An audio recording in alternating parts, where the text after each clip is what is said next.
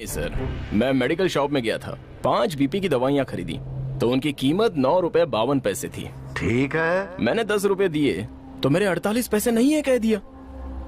मेरे वो 48 पैसे मुझे वापस दिला दीजिए, उसके बाद डिमांड की बात करेंगे। क्या हुआ मिनिस्टर सर, शॉक लग गया क्या? एक बार और सुन लीजिए। मैं मेडिकल शॉप गया था, 5 बीपी की दवाइयाँ खरीदी, उनकी कीमत 9 रुपए 52 पैसे थी। मैंने 10 रुपए दिए, मेरे बाकी के 48 पैसे नहीं है। उसने कहा मेरे 48 पैसे मुझे वापस दिला दीजिए ना, डिमांड की बात बाद में करेंगे। कुमार, पागल हो गए हो क्या तुम? ये कैसी बेवकूफी की बात कर रहे हो? 48 पैसे वो कैसे देगा तुम्हें? उसके कॉइन्स ही नहीं बने हैं, और देगा तो भी वो चलेंगे नहीं। इतनी छोटी सी बात क्या तुम्हें पता नहीं है? बेवकूफी की बात है। कॉइन्स नहीं है, होते तो भी नहीं चलते। ऐसा है तो किसने ये कीमत फिक्स करने के लिए कहा था? तुम्हारे बाप ने या तुम्हारे दादा ने? क्या बकवास कर रहा है ये? क्या बकवास कर रहा है? 48 पैसे तुम लोगों के लिए बहुत आम बात हो गई है ना? ऐसे दूध के पैकेट, होटल, मार्केट, मॉल, जहाँ भी जाओ उसके लिए 25 पैसे, इसके लिए 55 पैसे। हर इंसान एक दिन में 2 रुपए का तो धोखा खाता ही है। 120 करोड़ की जनसंख्या, तो एक दिन में 2 रुपए, साल के 725 रुपए। इन सबको जोड़ के देखा जाए तो लगभग 85,000 करोड़। 85,000 करोड़ को व्यापारी दिन दहाड़े लूट लेते हैं। ये सोचने की ना तो आप में बुद्धि है और ना देखने की शक्ति है। अगर हम उन 85,000 करोड़ को कलेक्ट करके तुम्हें दे देंगे तो सीएम को रिलीज कर दोगे? 1000 रुपए मांगने पर तुम लोगों ने डांस करना शुरू कर दिया था, और तुम 85,000 करोड़ दोगे? तुमसे नहीं होगा।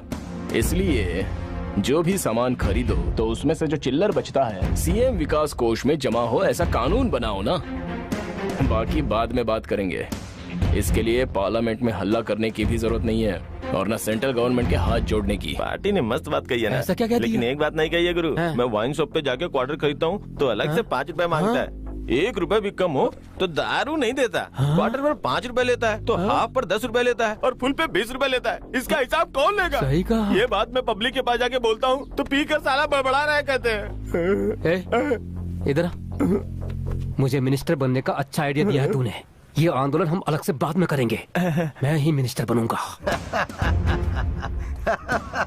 गलत हिसाब लगाकर तुम ये जो बात कर रहे हो, तुम्हें लगता है ये सही है? ध्यान से सुनो, सेंट्रल गवर्नमेंट का सेल्स टैक्स 14% है, उसके बाद सेल्स टैक्स है 0.5%। इन सब के होने की वजह से ही ये चिल्लर की परेशानी आती है। ये सब जाने बिना तुम कुछ भी बकवास मत करो। टैक्स परसेंटेज तो आपने बहुत तरीके से याद करके रखा है मिनिस्टर। I am impressed. सरकारी शिक्षा और सरकारी इलाज मुहैया कराएंगे कहकर ही टैक्स वसूल करते हो ना? हाँ तो? लेकिन देते तो नहीं हो।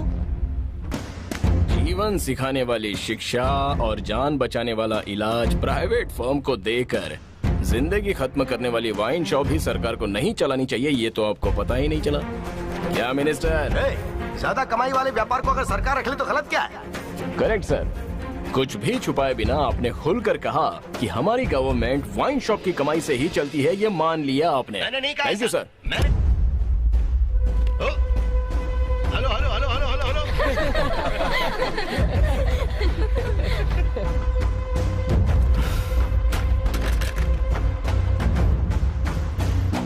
What is this? What is happening here? ये आदमी सीएम को बचाने आया था कि कॉमेडी करने आया था? गृह मंत्री जी आज की बात पर चर्चा करेंगे। गृह मंत्री जी ने शराब के बारे में जो भी बात कही है, अल्कोहल की वजह से हमारा देश बहुत पीछे जा रहा है और इसको कंट्रोल करना बहुत जरूरी है। ये गवर्नमेंट हो चाहे वो गवर्नमेंट हो सर, चाहे कोई भी गवर्नमेंट हो, लेकिन शराब कौन बंद करेगा सर? होम मिनिस्टर साहब का ये बयान सामने आया है कि सरकार वाइन शॉप्स की वजह से चल रही है। राज्य में कृषि को गड्ढे में डालकर दारू के ठेके लेने की बात हमारे मंत्री जी खुद कहते हैं। पूछो तो हमारा ये बिजनेस पहले ही नंबर पर है, पहले ही नंबर पर है कहते हैं। किसमें पहले नंबर पे है? इसमें ही पहले नंबर पे है। सर, वाइन शॉप जो सरकार चलाती है ये सही है या गलत है? मैं जो कहना चाहता हूँ कि जैसे 8 घंटे दुकानें होती है ना, उसे 5 साढ़े 5 घंटे कर लो। अगर पीने वाले 21 साल के ऊपर हो ऐसा एक कानून बना दो तो कोई परेशानी नहीं होगी, क्योंकि आजकल तो छोटे छोटे बच्चे भी पीने लगे हैं ना। जिम्मेदार पद पर होकर मंत्री जी ने कहा है कि सरकार शराब की कमाई से ही चलती है। क्यों सर? ये बात बहुत ही चौंकाने आप ही की पार्टी का मेन आदमी ऐसी कॉमेडी करके चला गया। एंजॉय किए बिना ऐसे सीरियस क्यों बैठे हो? विपक्षी पार्टी ने तुम्हें कितना दिया? क्योंकि तुम्हारी तो कोई डिमांड्स ही नहीं है। इलेक्शन के समय मेरी पार्टी पर लांछन लगाने के लिए ही तो तिलक राज के मुंह से ऐसा बुलवाया। देखो, इस लांछन को मैं एक ही मीटिंग में साफ कर सकता हूँ। कार्यकर्ताओं का खून पसीना ही मेरी पार्टी है। तुम्हारे पत्थर से टूटने वाला वो कोई शीशे का घर नहीं है। बोलो कितना लिया तुमने? सर, आपकी सोच को मैं बदल तो नहीं सकता हूँ। मंत्री के मुंह से निकला तो मैंने उसमें क्या किया है? सर, मतलब मंत्री जी ने सच कहा था ना? उसने जो कहा मैं क्यों मानूं उसे? शराब की कमाई से मुझे सरकार चलाने की जरूरत नहीं है। शराब को दूर रखो, उस आंदोलन को शुरू करने वाला मैं ही हूँ।